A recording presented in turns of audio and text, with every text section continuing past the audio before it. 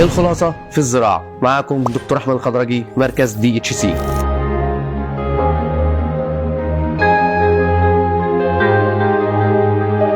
النهارده ان شاء الله هنبتدي اول فيديو من سلسله الخلاصه في الزراعه. هنجاوب عن بعض الاسئله الشائعه ونختصر فكره الزراعه. زراعة الشعر هو إجراء طبي بيتم من خلاله إعادة توزيع ونقل البصيلات من المنطقة المانحة للجزء المستقبل اللي عادة بيكون الجزء الأمامي.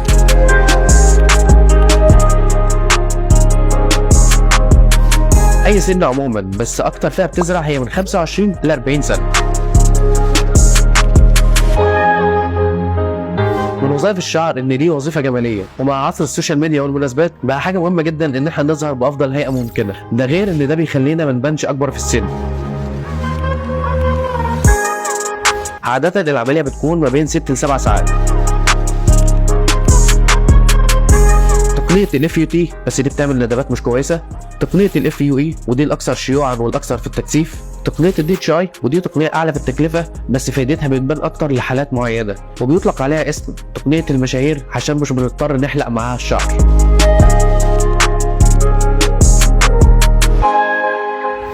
معظم الحالات FUE، بعض الحالات DHI. لو عندكم اسئله ممكن تكتبوها في الكومنتات وهنجاوب عليها في فيديوهات جايه كتير ان شاء الله. DHC اختيارك الامثل لزراعه الشعر. تاريخ مشرف من العمليات الناجحه.